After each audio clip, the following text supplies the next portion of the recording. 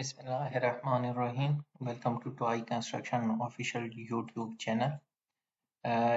इन video series के अंदर जो हमारा पूरा प्लेलिस्ट होगा, इसमें हम मटेरियल की रिसीविंग से लेके उसकी स्टोरेज, हैंडलिंग और प्रिजर्वेशन को डिस्कस करने वाले हैं। शेड्यूल क्यों और पीक्यूपी की रिक्वायरमेंट है कि हम हर प्रोजेक्ट के अंदर जो आरामको के अंदर आ रहा हो तो एक स्पेशल प्रोसेस प्रोसीजर जो है वो डेवलप करें, जिसमें हम मटेरियल रिलेटेड सारी जो रिक्वायरमेंट है उसको फुलफिल कैसे करेंगे और कौन लोग रिस्पॉन्सिबल होंगे, वो रोल एंड रिस्पॉन्सिबिलिटी वहाँ पे क्लियर हो। मटेरियल को किस तरह से हम स्टोरेज के अंदर कैटेगराइज करेंगे, उसकी टैगिंग कैसे होगी, मार्किंग हम कैसे करेंगे, ये सारी चीज़ें जो है उस प्रोसीजर के अंदर होती हैं और वो हमारा क्वालिटी कंट्रोल डिलीवरेबल है एज पर शेड्यूल क्यों। तो प्रोजेक्ट से पहले हमने ये प्रोसीजर जो है वो अरामको को सबमिट करना है और उसकी अप्रूवल लेनी है। तो ये सारा डेटा समझ लिया, आपको उसी प्रोसीजर से लिया गया है। कुछ डेटा जो है पी का है और कुछ शेड्यूल क्यों की जो क्वालिटी रिक्वायरमेंट है वो इस पूरे प्रेजेंटेशंस के अंदर हमने कवर किए हैं। तो प्रेजेंटेशन शुरू करने से पहले मैं आपको बताता चलूं कि ये हम 3 पार्ट्स में इसको प्रेजेंट करने वाले हैं। अभी की जो प्रेजेंटेशन है इसमें हम क्लासिफिकेशन ऑफ स्टोरेज एरिया और जो लोग इन्वॉल्व हैं इनके रोल एंड रिस्पॉन्सिबिलिटी को क्लियर करने की कोशिश करेंगे। आगे जो हमारा कंटेंट ऑफ प्रेजेंटेशन होगा, जैसे classification of storage area, what are short and long term preservation, ये इम्पोर्टेंट है क्योंकि इसके फिर आपको थोड़ी सी रिक्वायरमेंट चेंज हो जाते हैं अगर आपने किसी भी मटेरियल को लॉन्ग टर्म प्रिजर्व करना है। मटेरियल कंट्रोलर का क्या रोल है, वेयर हाउस सुपरवाइजर या स्टोर कीपर किन किन चीज़ों का ख्याल रखेंगे, ये हमारे पहले प्रेजेंटेशन के पार्ट्स होंगे। दूसरे प्रेजेंटेशन में हम material receiving end receiving RFI, फिर उसके जो अटैचमेंट होगी वो डिस्कस करेंगे। रेफरेंसेस होंगी हमारी जो इस पूरे प्रोसेस के अंदर यूज होती है, वो क्या है, और फिर सिविल के रिलेटेड जो साइक है मटेरियल रिसीविंग के लिए वो कौन कौन से। थर्ड पार्ट में जो कि मेन पार्ट होगा वो मटेरियल मार्किंग टैगिंग का सिस्टम होगा कि उसको हम कैसे अपने साइट के ऊपर यूटिलाइज करेंगे। Accepted material, hold material, quarantine और रिजेक्टेड मटेरियल को किस तरह कैटेगराइज किया जाएगा और कैसे उसको स्टोर करेंगे। मटेरियल हैंडलिंग इशू और स्टोरेज की क्या क्या रिक्वायरमेंट है, अटैचमेंट हमारे पास और फॉर्मेट रिकॉर्ड फॉर ट्रैकिंग वो क्या होगा।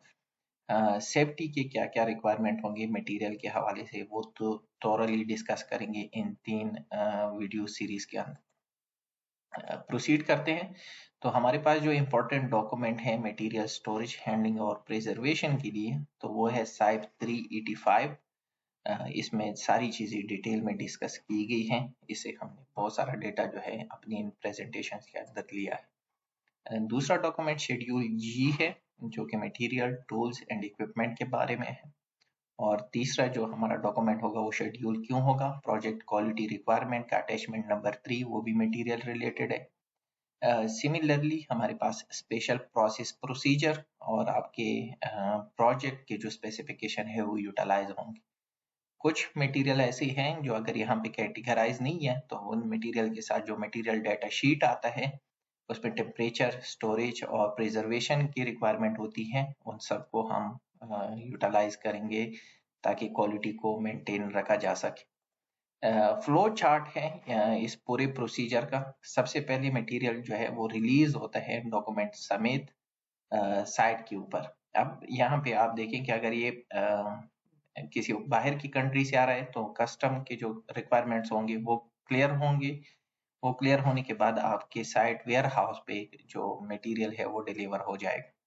आगे का जो प्रिक्योरमेंट प्रोसेस है उसको हम इन वीडियोस में नहीं डील कर रहे हैं। आगे की जो हमारी सीरीज आएगी उसमें हम पूरा प्रिक्योरमेंट प्रोसेस को डील करेंगे कि मटेरियल को साइट पे डिलीवर करने से पहले किन किन मराहल से गुजरना है। वो नेक्स्ट जो हमारी प्रेजेंटेशन है उसमें शामिल है।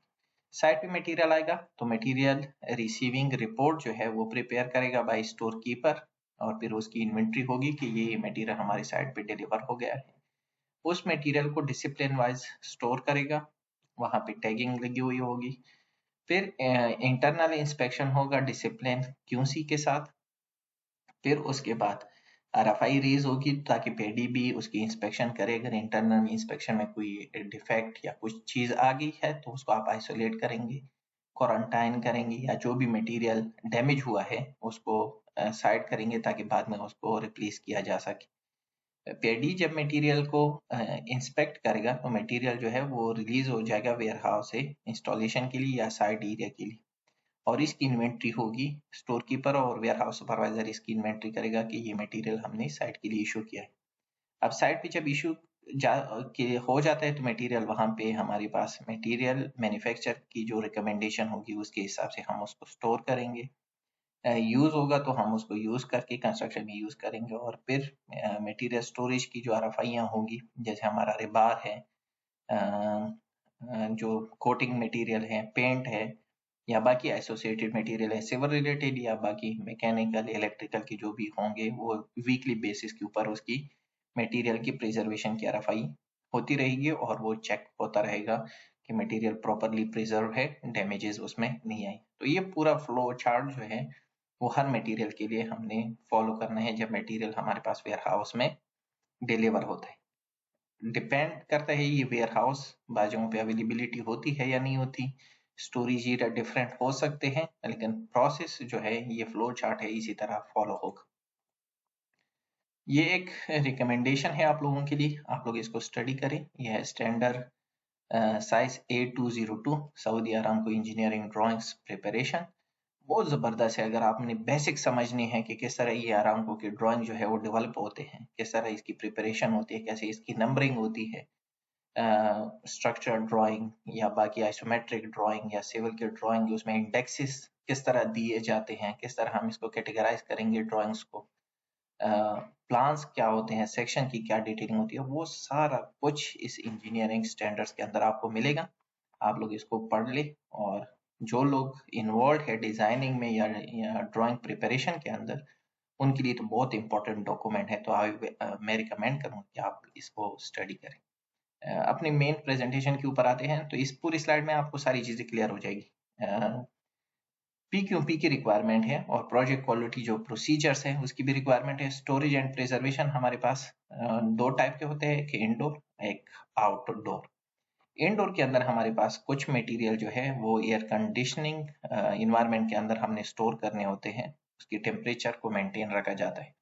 और कुछ मटेरियल है कि जो कि शेडेड एरिया या इंडोर होंगी कंटेनर के अंदर, लेकिन नॉर्मल कंडीशन में भी हम उसको स्टोर कर सकते हैं।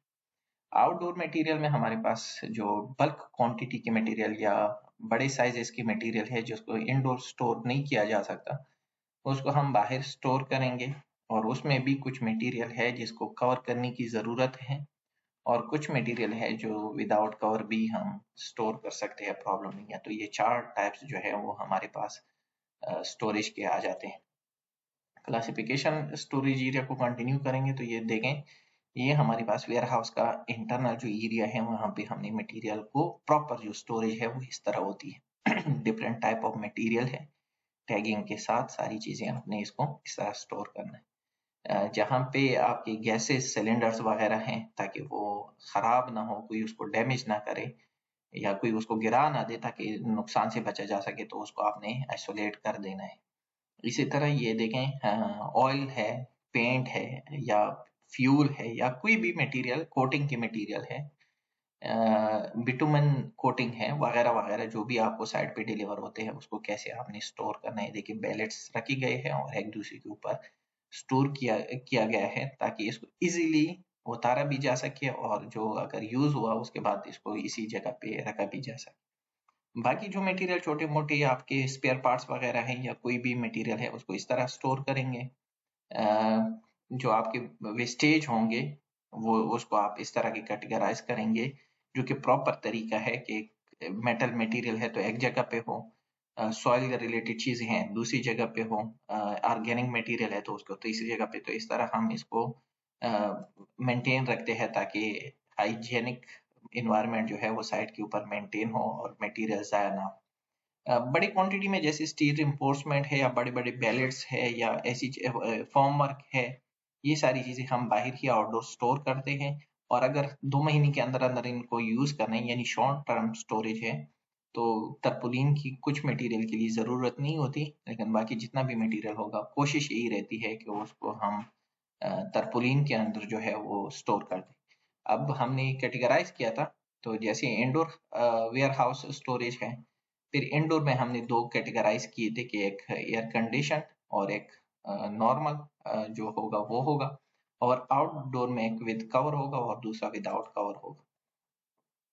ये कुछ तस्वीरें हैं जहां से आप देख सकते हैं कि वेयर हाउसेस के अंदर मटेरियल को कैसे स्टोर किया जा सकता है। अगर हमारे पास छोटे लेवल के कंटेनर हैं तो वो उसमें इस तरह के मेटालिक शेल्फ बने हुए होते हैं, उसमें हम अपने मटेरियल को जो है स्टोर करते हैं। उसके ऊपर टैगिंग लगी हुई होती है ताकि आइडेंटिफाई हो, सिविल मटेरियल अलग होगा, मैकेनिकल का अलग, इलेक्ट्रिकल एक्सेट्रा का अलग। इंडोर मटेरियल के लिए ये कुछ डिटेलिंग है, इसको मैं अभी एक्सप्लेन तो नहीं कर सकता, आप इसको पॉज करके मैं इम्पोर्टेंट चीज़ों को देख सकते हैं।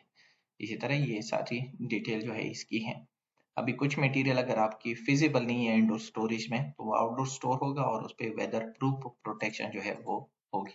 टाइप बी आउटडोर स्टोरेज, अब इसको भी मैं एक्सप्लेन नहीं करना चाह रहा क्योंकि ये प्रेजेंटेशन काफी लंबा हो जाएगा, तो बेसिक नॉलेज जो है आप लोगों के पास आ गया है और ये हर बंदे को अपने रिलेटेड मटेरियल जो है उनको पता होता है कि हमने उसको किस तरह स्टोर करना है। अब यहाँ पे कुछ एग्जांपल ली है, इसमें कुछ मिस्टेक्स है, सॉरी टू से कि इसमें मैंने जैसे ये विदाउट कवर लिखा है और उसमें मैंने रिपोर्ट्स में स्टील भी लिखी है, केबल ट्रे भी लिखी है, जो कि नॉर्मली ऐसे नहीं होता, उसको कवर करना पड़ता है।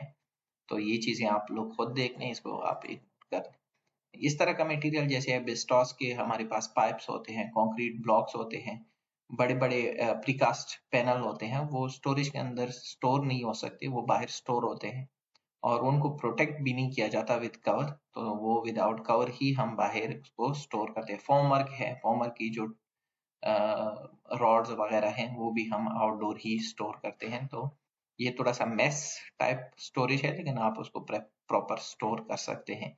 और इसके लिए हमने जो टॉपिक छेड़ा था वो किक ऑफ मीटिंग हमने की थी सिविल रिलेटेड, तो उसमें हमने स्टोरेज के सारे डिटेल बताए थे कि हमारा अगर सिविल मटेरियल है तो हम उसको प्रॉपरली किस तरह स्टोर करेंगे। स्पेशली पेंट वर्क है, हमारे पास ग्राउट्स है, हमारे पास एपॉक्सी ग्राउट है, इसी तरह प्रोटेक्टेड कोटिंग मटेरियल है, तो ये सारी चीज़ों को स्टोर कैसे किया जा सकता है।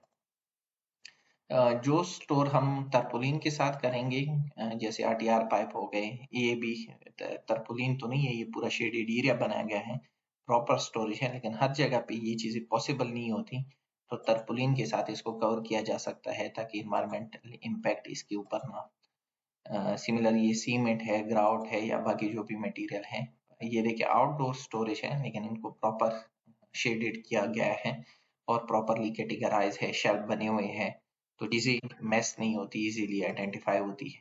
और ये जब बड़े प्रोजेक्ट होते हैं तो उसमें अगर इस तरह की स्टोरेज ना हो तो आपको बहुत मुश्किल हो जाता है मटेरियल को आइडेंटिफाई करने का। इसी तरह ये हमारे सारे केबल्स हैं, इसको देखिए कितने प्यारी तरीके से रखा गया है। इस तरह हमारे पास एक स्टोरेज एरिया होता है जिसमें हम चीजों को स्टोर करते रहते हैं। फिर आउटडोर स्टोरेज विद कवर, तो ये कुछ एग्जाम्पल है, इसमें शायद मिस्टेक हुए होंगे, इसको भी आप लोग देख। जहाँ पे हमें एयर कंडीशनर एरिया चाहिए होती है तो उसको हम एयर कंडीशन के अंदर ही रखेंगे। इसमें हम storage under air condition, paint work होता है, ये आरटीआर पाइप के जो बॉन्डिंग एजेंट होते हैं, वेल्डिंग के लिए यूज होते हैं, केमिकल्स होते हैं, मुख्तलिफ किस्म के मटेरियल होते हैं जो कि एक स्पेसिफिक टेम्परेचर से ऊपर में स्टोर नहीं किया जा सकता उनको और ख़राब हो जाते हैं, तो उसके लिए हम एयर कंडीशन कंटेनर मंगवाते हैं या स्टोरेज एरिया के अंदर एक पर्टिकुलर एरिया उसको असाइन किया जाता है, तो इस तरह हम शेल्फ के अंदर साफ सुथरी एरिया के अंदर हम उस मटेरियल को स्टोर करते रहते हैं। इसी तरह ये देखें एक कंटेनर है, किस तरह इसका प्रॉपर स्टोरेज एरिया बनाया गया है, ये पेंट है हमारा जो आया हुआ है प्रॉपरली रखा गया है, तो आइडेंटिफिकेशन के लिए भी इजी है और स्टोरेज भी इजी है और एरिया भी इतना ज्यादा उसमें वेस्ट नहीं हो रहा। ये बड़ी अगर आपके पास रूम है, स्टोरेज एरिया है या वेयर हाउसेज है, तो वहां पे भी आप इसको इस तरह स्टोर करेंगे। लॉन्ग टर्म और शॉर्ट टर्म प्रिजर्वेशन के बारे में अगर बात करें, जो भी मटेरियल आपका 6 मंथ से ज्यादा के लिए स्टोर हो रहा है तो उसको हम बोलेंगे लॉन्ग टर्म प्रिजर्वेशन, और जो भी मटेरियल लेस देन 6 मंथ जो है वो स्टोर हो रहा है, क्योंकि वो प्रोजेक्ट लाइफ साइकिल में यूज होता रहता है, तो उसको हम शॉर्ट टर्म प्रिजर्वेशन बोलेंगे। प्री कमीशनिंग, कमीशनिंग से यानी मतलब सिस्टम चलाने से पहले जो हमारे टेस्ट होते हैं, वो एक सिस्टम की एबिलिटी को चेक करने के लिए कि whether it it is suitable for operation और नॉट, तो उसको हम प्री कमीशनिंग बोलते हैं। प्रॉपर डेफिनेशन आप लोग ये यहाँ से पढ़ के देख सकते हैं। मटेरियल कंट्रोलर क्या करते हैं? Material controller is responsible for all activities pertaining to material equipment tools once delivered to site. Material controller की रोल एंड रिस्पॉन्सिबिलिटी यहाँ आ जाती है। यहाँ से आप देख सकते हैं, और आप ये अपने जो मटेरियल कंट्रोलर होते हैं उनको आप अपनी ये सारी चीजें असाइन करेंगे, और वो रिस्पॉन्सिबल होगा सारे डिलीवर मटेरियल के लिए। वो रिस्पॉन्सिबल होता है कि वो अपने कंस्ट्रक्शन मैनेजर को रिपोर्ट कर ले कोई भी नॉन कन्फर्मिटी है, मटेरियल में कोई इशू है, गलत मटेरियल आ गया है, डैमेज हो गया है, तो वो सारी रिस्पॉन्सिबिलिटी मटेरियल कंट्रोलर की है। और वो ही रिस्पॉन्सिबल है कि मटेरियल को इस तरह से स्टोर कर ले ताकि इसकी ट्रेसिबिलिटी जो है वो इजी हो, और वो उसको मॉनिटर भी करे और उसका रिकॉर्ड भी मेंटेन करे। ये सारी चीजें उसके रोल एंड रिस्पॉन्सिबिलिटी में होती है। इसी तरह और रोल एंड रिस्पॉन्सिबिलिटी जो है वो इन बंदों के साथ एसोसिएटेड होती है।